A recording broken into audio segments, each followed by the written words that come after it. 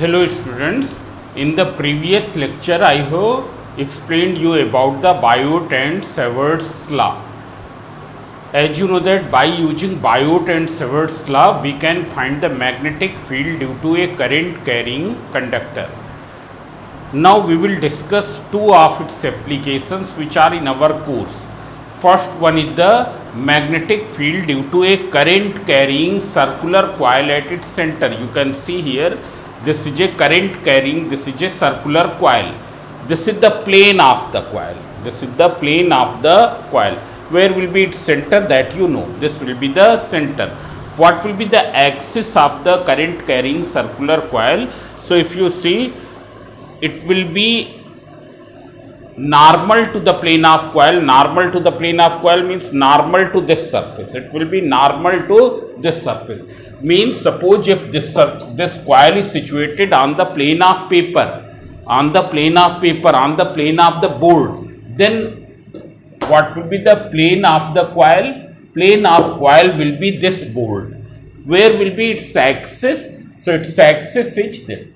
Normal to the plane of coil passing through its center. So we have to determine magnetic field due to a current carrying circular coil at the center and at some point of its axis. These two derivations are in our course, and these derivations we will do by using Biot and Savart's law. So today I am going to discuss first one, magnetic field due to a current carrying circular coil at its center. So here this is a current carrying circular coil of radius r situated on the plane of board. But you will write plane of paper because you are doing everything on the plane of paper. It's clear? So you will write plane of paper. So here this is a current carrying circular coil situated on the plane of paper. Let its radius is r and it is carrying current I. We have to find the magnetic field due to this current carrying circular coil at the center. So as we know that Biot and Savart's law, it is according to the Biot and Savart's law, magnetic field due to some current element at any point is given by this formula. dB equals to mu naught upon 4 pi I dl sin theta upon r square. Now what is current element? It is a vector quantity corresponding to some straight part of current carrying conductor, and that's why we take infinitesimally small part. Infinitesimally small, so it will be straight. When we take a very small part of the current carrying conductor, so current carrying conductor on the whole may be curved. It may be in the some arbitrary shape, it may be in the curved shape. But when that part is infinitesimally small, then that part, because of smallness, it will be straight. So it is a vector quantity corresponding to some straight part of current carrying conductor whose magnitude is equal to I into dl. I into dl means the current flowing through that part multiplied by the length of that part. What will be the direction? Its direction will be along the tangent to the current segment, along the tangent to that part in the direction of current. What is r? R is the distance of the point with from the current element at which magnetic field is required. It's clear? And theta is angle between vector r and vector ideal. So that already I have explained in the previous lecture. If you want to see in detail, so you can watch the previous video. It's clear? Here suppose I have taken a small part this. So what will be the current element? Current element will be this. This will be the current element.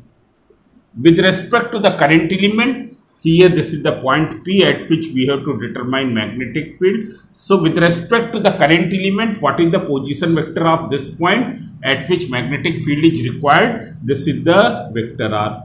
Angle is theta. Angle is theta. It's clear? So here also this whole coil is in curved shape. So what will you do? We will assume that this circular coil is made up of innumerable number of infinitesimally small current elements each of length dl. Let one such current element is situated at the point A here. It is situated at the point A here. What will be the direction of current element? It will be equal to vector I dl.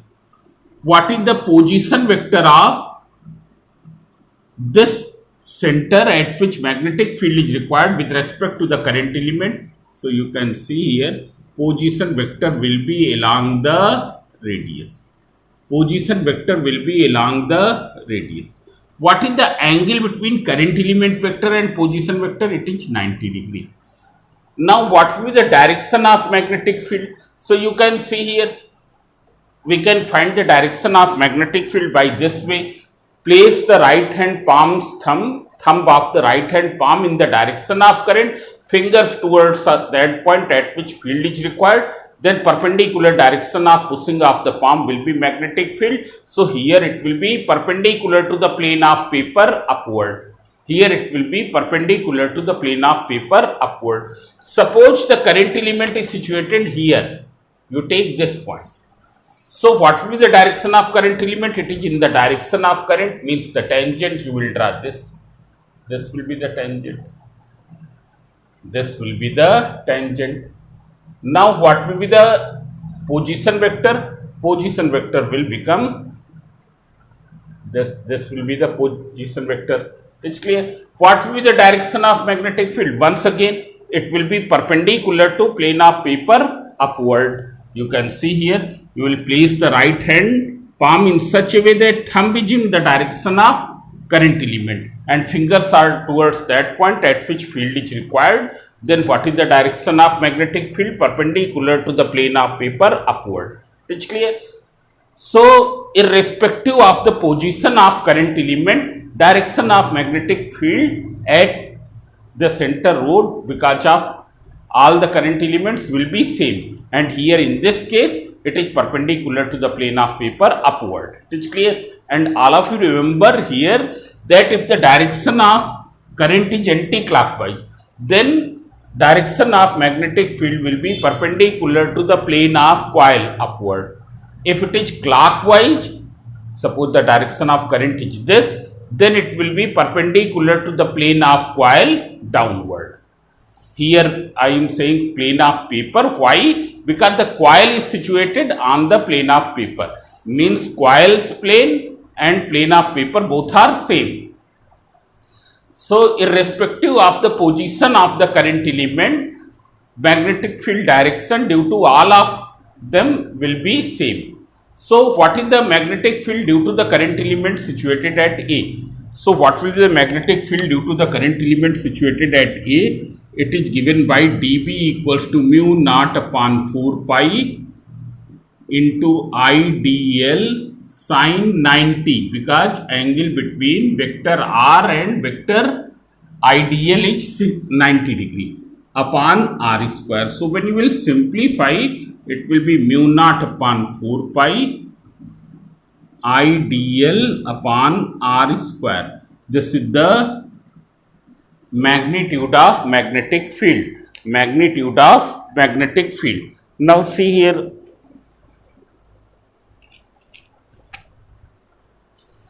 How will you find total magnetic field? So total magnetic field can be found by integrating this over whole coil. And why we will integrate? Because already I have stated that magnetic field direction due to each current element lying over this circular coil is in same direction.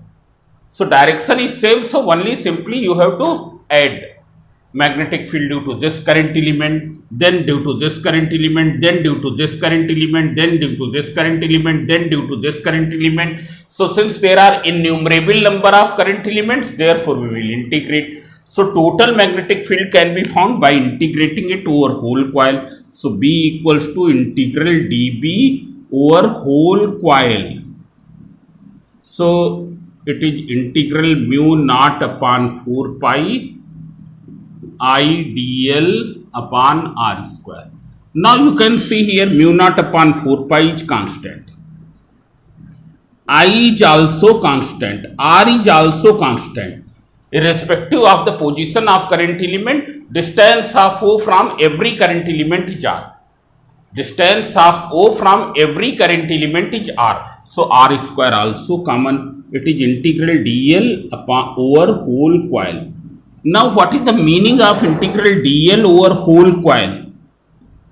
It means sum of lengths of each current element. Sum of length of each current element lying over this constituting to the coil. So sum of length of each current element lying over this will be equal to circumference of coil, will be equal to circumference of circular coil. And what is circumference here? It is equal to 2 pi r. It is equal to 2 pi r. So you can substitute here. So B equals to mu naught upon 4 pi into I upon r square. And in place of this, you will write 2 pi r. So 2 pi 2 ja 4 pi. It's clear. R upon r square is r. So what will be B? B will be mu naught I. This will be cancelled. R upon r square. So in denominator only r will be left upon 2r. It's clear. This is the formula of magnetic field due to a current carrying circular coil at the center. Here we have taken the coil of one turn. Suppose there are n turns in the coil. Then what will you do? When there are n turns in the coil, then what will be? Magnetic field will become n times of this. Means the total magnetic field in that case will become mu naught Ni upon 2r. Mu naught Ni upon 2r if there are n turns. About direction already I have told. If the direction of current appears anti-clockwise, then magnetic field will be perpendicular to the plane of paper upward. If it is means upward means towards you can say. It's clear, because clockwise anti-clockwise you will see from your angle. When direction of current is clockwise, then what will happen? When direction of current is clockwise,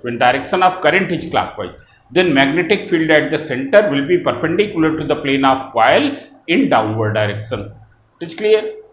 Now after this we will discuss one more case here. Magnetic field due to a current carrying circular coil at any point on its axis.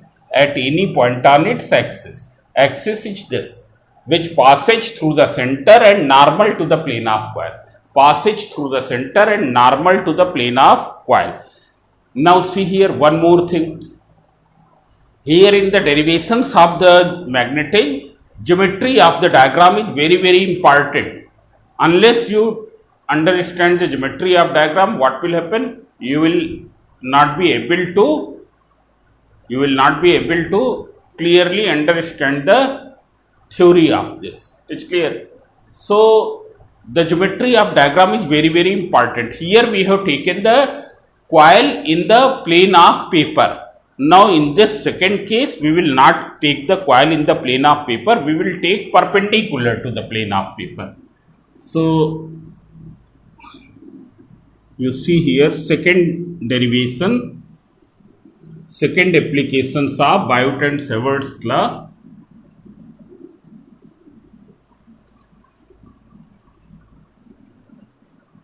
Magnetic field due to current carrying circular coil at any point on its axis. Now you see here. Here I have told that in this case I have taken the coil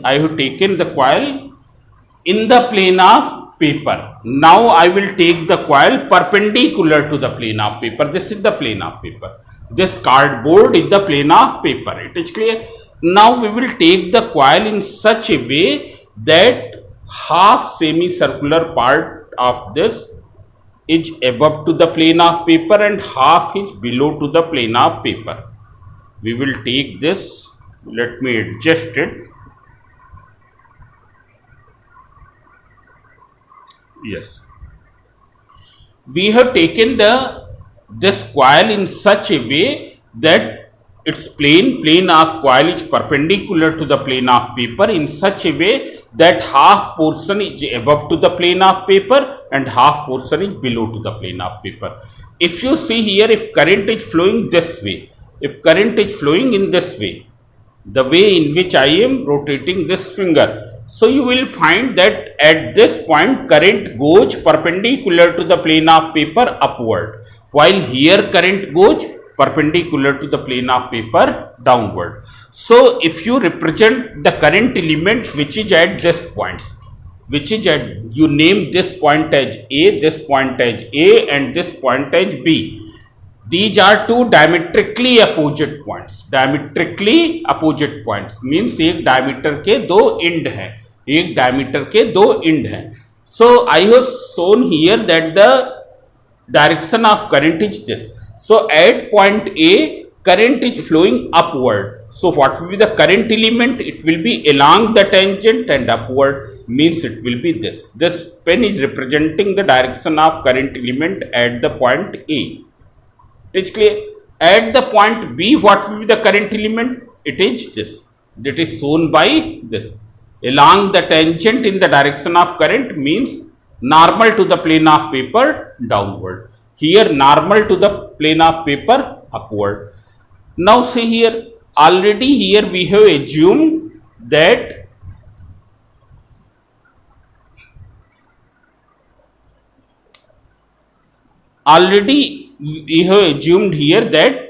this coil is situated in such a way that half portion is above to the coil, half portion is below to the coil, half portion of coil is above to the plane of paper, half portion of coil is below to the plane of paper. It means what? Its center will be on the plane of paper. Its center will be on the plane of paper. It is clear? Or you can say diameter, this diameter will be on the plane of paper. It is clear? When I am saying that the coil is situated perpendicular to the plane of paper in such a way that half portion, half semicircular part is above to the plane of paper, half semicircular part is below to the plane of paper, then this diameter will be on the plane of paper, its center will be on the plane of paper, and axis will also be on the plane of paper. This will be the axis. And suppose you have to determine magnetic field here. Magnetic field here. So first you see what will be the vector R with respect to this current element. Vector R with respect to this current element. So I am taking a different pen here. And suppose magnetic field is required here, that point is very far. So I have taken this point here, somewhere here. It's clear? Whose distance from its center is x. So see here, you can see this is the current element vector. This is the current element vector, or this is current element vector. What will be the vector R? Or you see here, perhaps it will be visible to you. This is the current element vector. What will be the vector R? Vector R will be this. Vector R will be this. It's clear? Here it will be this. Let me see it is visible to you or not. Then I will see here.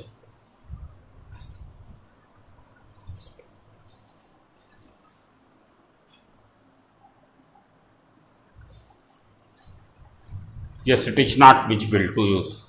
So I am holding it slightly above. You can see here, now all these things were visible to you. Here, this is the current element vector. This vector is current element vector, and this pen is representing to the vector R. So what is the angle between vector ideal and vector R? Vector ideal and vector R will be 90 degree. Why? Because vector ideal is normal to the plane of paper. Whether it is here or here, it is normal to the plane of paper. And vector R is in the plane of paper. So what is the angle? Angle will be 90 degree. Then what will be the direction of magnetic field? So as we know, the direction of magnetic field will be always normal to vector ideal as well as to the vector R.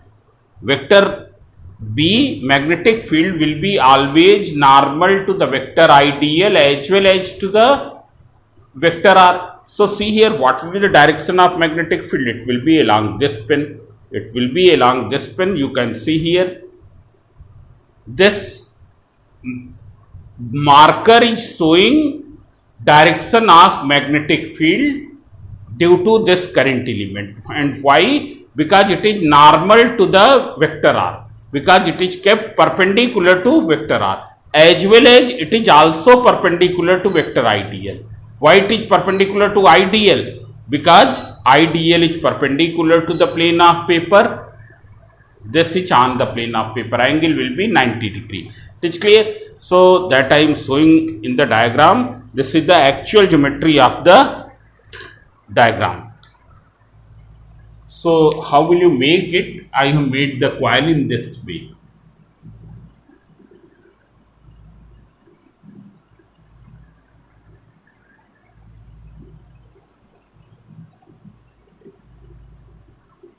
Let its radius is A and the point P at which magnetic field is required from its center is X. It is clear? What will be the current element? Current element is perpendicular to the plane of paper upward. It is clear? This I have shown this way. It's clear. And here the current element which is situated here, this is A and this is B. Current element will be perpendicular to the plane of paper in downward direction. This is the point B. It's clear. What will be the vector R here? Vector R, you can see it is the position vector of point P. What is the direction of magnetic field? Direction of magnetic field will be this. It will be this. Direction of magnetic field will be this.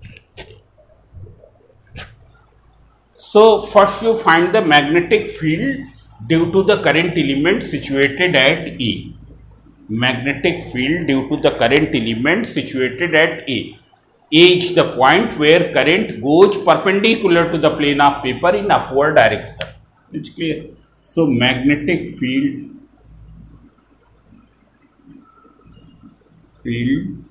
due to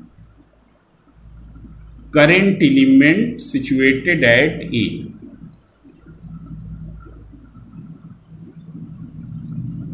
At A. So if you see here, so it will be equal to vector dB, not vector dB, we will write magnitude mu naught upon 4 pi I dl sin 90 upon r square. Sin 90 is 1. So it will be equal to vector dB mu naught upon 4 pi I dl upon r square. It's clear. The direction of magnetic field dB is shown in the diagram. Now there is a diametrically opposite current element at the point B.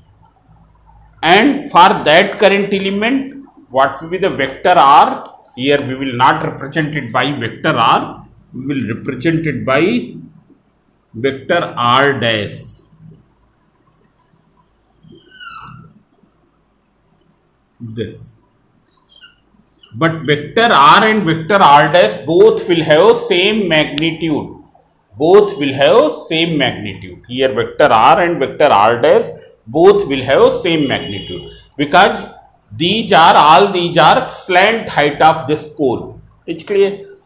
What will be the magnetic field direction? Magnetic field direction, if you see, then here magnetic field direction will be normal to this green line that you can represent dB dash.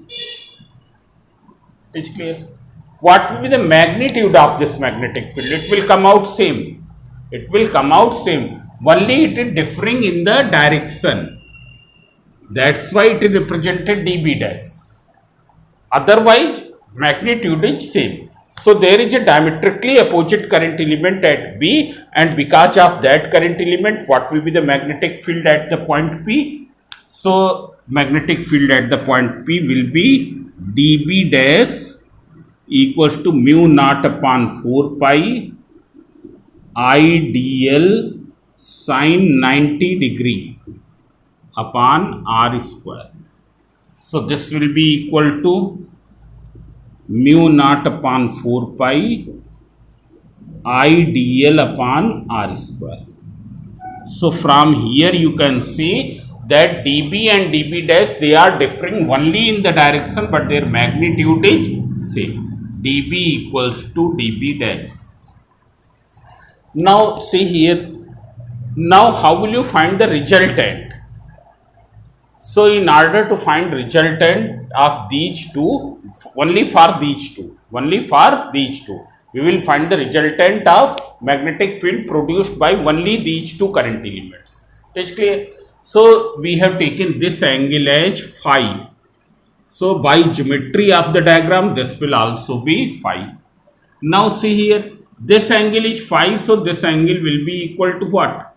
You can resolve here magnetic field into two directions, one along the axis and other perpendicular to the axis. Along the axis means here, and other perpendicular to axis means here. We will resolve dB and dB dash in these two perpendicular directions which are drawn in the red color, one along the axis and other perpendicular to the axis. So see here, by the geometry, this is phi, this is 90, so what will be this angle? 90 minus phi, and this is 90 minus phi, so what will be this angle? It will become phi. It's clear? Similarly, this angle will also become phi. Now you resolve dB into two components. So dB ka component in this side, dB sin phi. It's clear? And in this side it is dB cos phi. Similarly, in dB dash, it will be dB dash sin phi. And here it is dB dash cos phi. Here at present we are determining the resultant of these two, dB and dB dash only. That's clear? So you can see here dB and dB dash both are equal in magnitude, and since both are equal in magnitude, therefore dB cos phi will be equal to dB dash cos phi. Since dB equals to dB dash, therefore dB cos phi equals to dB dash cos phi. Since they are acting in opposite direction, therefore what will happen? They will cancel out to each other. They will cancel out to each other. And what will happen? These two will add. These two will add. So in other way, we can say that in every current element, what is the contributing component of magnetic field along the axis? It is dB sin phi.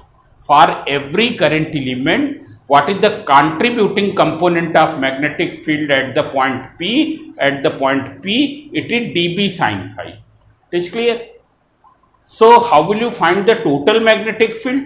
By integrating dB sin phi over whole coil. Because from here you have seen that the vertical components are cancelling out to each other. Only horizontal components add up. Horizontal component means which are along the axis. Same thing will be true for all other diametrically opposite current elements. Same thing will be true for all other diametrically opposite current elements. So what is the total magnetic field? Means what is the contributing component of magnetic field due to each current element in dB sin phi. So total magnetic field, it can be obtained by integrating dB sin phi over whole coil. Now you substitute the value. It is mu naught upon 4 pi I dl upon this distance is r square. And what is sin phi? From this triangle, sin phi perpendicular upon hypotenuse, that is a upon R. When you will simplify, so mu naught upon 4 pi is constant, that will come out I upon R cube. A will also be common because A is radius, R will be fixed, R will be fixed for each current element because it is the slant height of the cone. Only integral dl will be left over. The integral dl means sum of lengths of all the current elements lying over this coil. Sum of lengths of all the current element lying over this coil. So as already I have told, integral dl over the coil is circumference of coil. And what is circumference of coil? It is equal to 2 pi a. It is equal to 2 pi a. So you can see here, you simplify this. So B equals to mu naught upon 4 pi I a upon R cube into 2 pi a. In place of this I have written 2 pi a. So when you will simplify 2 pi 2 ja 4 pi. So B equals to mu naught I a into a square upon 2 R cube. Now see here, what will be R here? If you see R, so here you can find R square equals to a square plus x square from this triangle. From this triangle you can see here R square is equal to a square plus x square. So R equals to a square plus x square whole to the power 1 by 2. So what is R cube? A square plus x square whole to the power 3 by 2. It's clear? So you substitute there. So B equals to mu naught I a square divided by 2 R square plus a square plus x square whole to the power 3 by 2. Here we have taken the radius as a. So this is because of one turn of the coil. Suppose there are n turns in the coil. If there are n turns in the coil, then what will happen? In that case, B equals to mu naught n I a square upon 2 whole to the power 3 by 2. Now after this we will determine the magnetic field at the center. So at the center, what will be x? X will be 0. At the center x will be 0. So what will be B? Mu naught n I a square upon 2 a square to the power 3 by 2. Powers will multiply and you will get mu naught n I a square divided by 2a cube. So a square upon a cube, that is a. So B equals to upon 2a. So the same thing which I have got, we have reduced in the first derivation. In first derivation we have taken radius r, so that was mu naught ni upon 2r, and here we have taken radius a, so it is mu naught ni upon 2a. So in this lecture, only up to this point. In next lecture we will take Ampere circuital theorem. By using Ampere circuital theorem also we can find the magnetic field. It's clear? So thank you.